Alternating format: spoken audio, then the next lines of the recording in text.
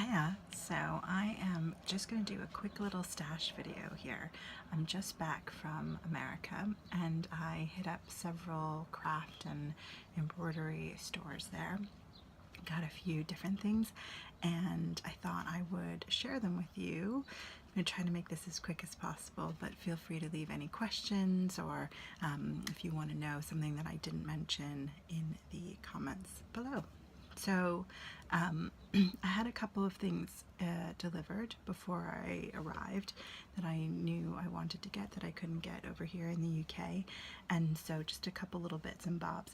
One is I got this tacket kit, and this comes with a series of tacks, and it also has a magnetic tool for pushing tacks in and a tool for removing tacks, and this is for frames, for stretch frames. And I also ordered some Evertight stitcher frames, which I'm not going to feature in this video, but is the reason that I bought this kit. Again, hard to get over here in the UK, so I had some delivered, but I'll do a separate video on that because I also want to do a little bit more detail on the Millennium frame and stand that I recently did a setup video on. So I bought this for that, for the Evertight frame. It comes with these tacks, but you can really buy any additional tacks at your local hardware stores. This is just to get you started. I also, based on a recommendation from Mary Corbett, bought these Sublime Stitching iron-on transfer pens. Mary had recommended the blue, which was great, especially for white work. Their website said the orange was quite good for light colors, and I also went ahead and got a black. The blue was sold out on their site. It had been sold out for a while, then they got more in stock, and I think as soon as Mary recommended it, probably went out of stock again. So I wasn't able to get the blue, but as I say, they recommended this orange, so I thought I would pick it up. I think this is going to be quite a good tool for me. I haven't tried it out yet, but I find I struggle with transferring in general for reasons I'll get into at another time. But when you do a lot of fine work, transferring fine designs, you really want that transfer to be very precise, and when it's your own designs, and sometimes I struggle with that. So I'm hoping that these pens will be the answer to my prayers. I tend to try to do prick and pounce, but it can be hard to get really fine lines on that. So those I had delivered in advance. And I also went to a, so the Easy Tack, I don't know if I mentioned, that came from Hobby Lobby. And then the pens obviously came from Sublime Stitching.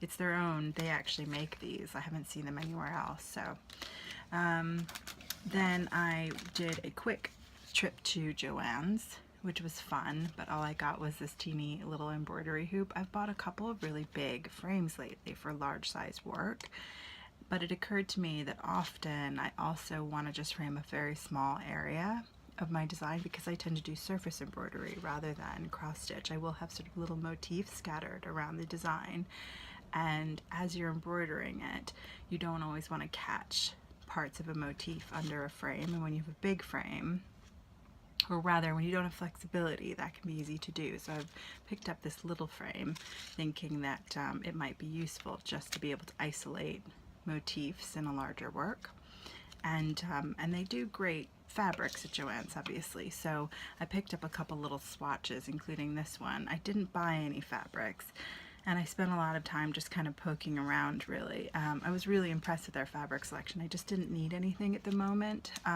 They didn't have amazing linens for embroidering on. They did have a lot of Aida, but I don't stitch on Aida, so normally I look for good high count linens, but I didn't see that.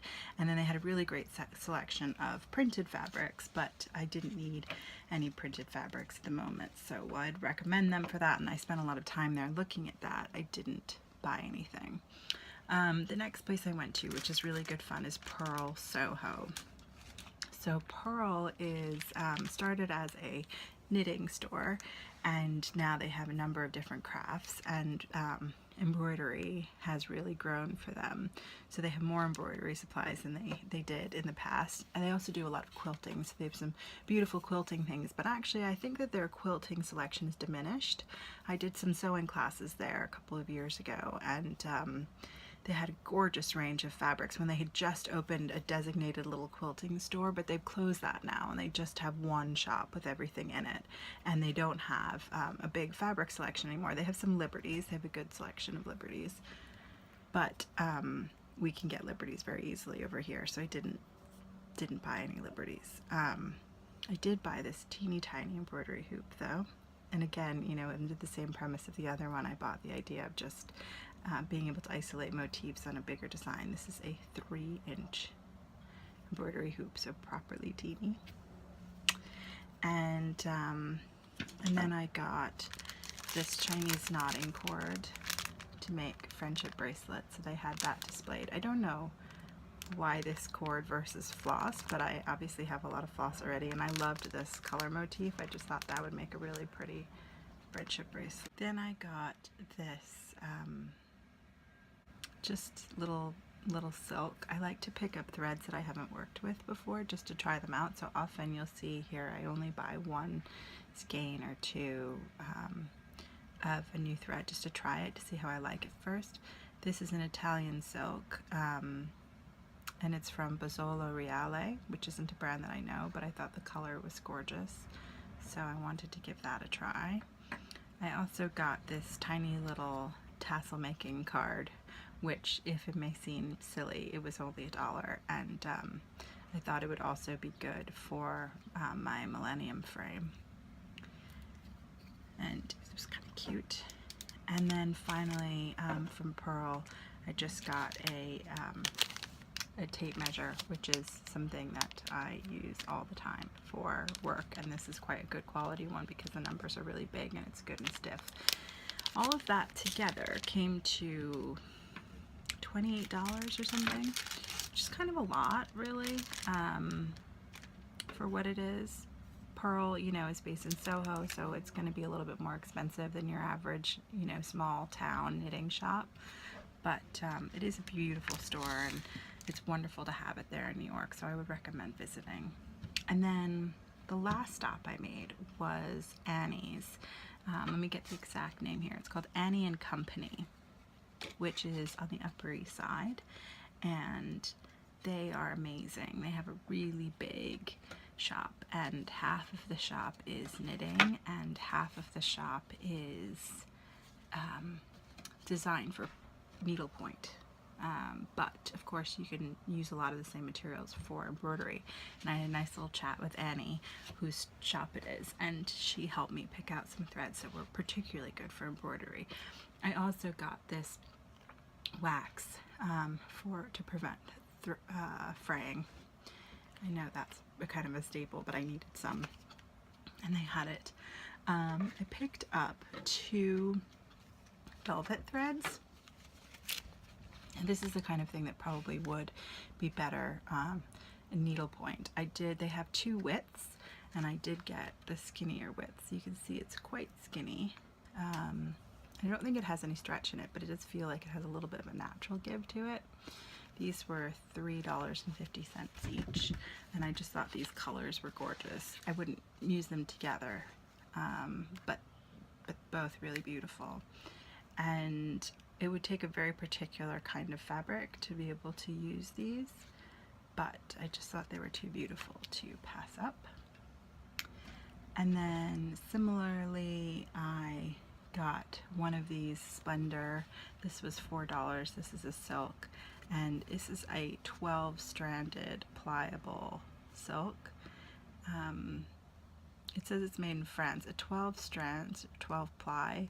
I don't think it's Auvera Soie because they don't do a 12 strand. I'm pretty sure the Soie d'Alger is 7, memory serves.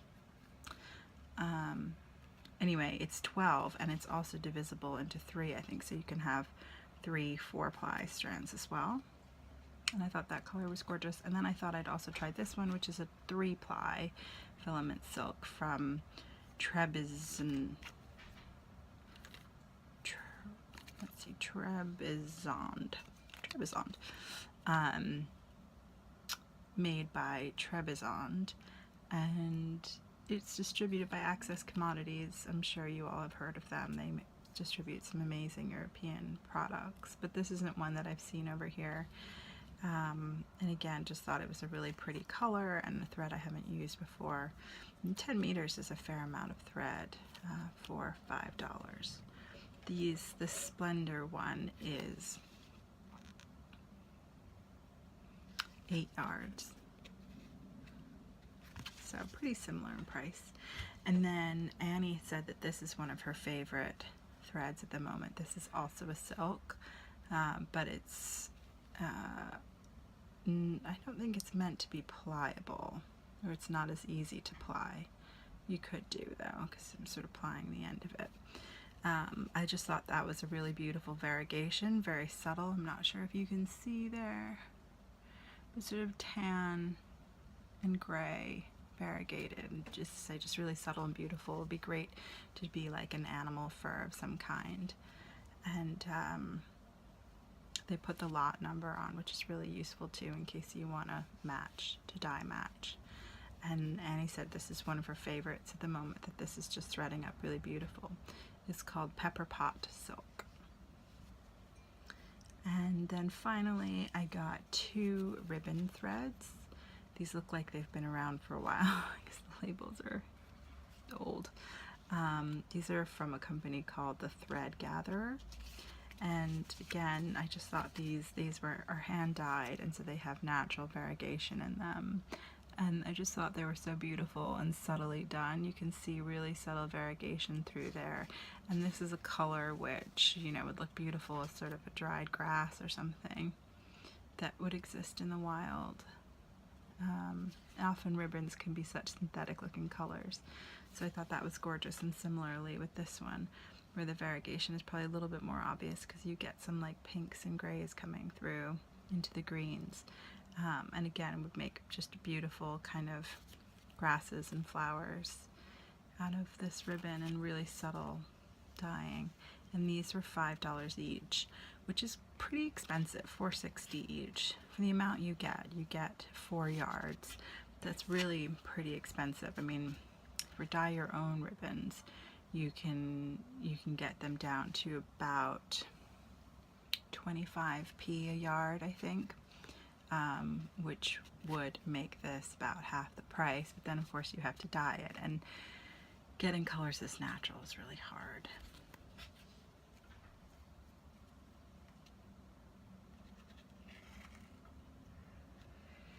And then finally, because I hadn't seen them before, I got these needle pullers, which you can see from the illustration are used to pull a needle out of a piece of fabric when it's hard, when your fingers are slipping.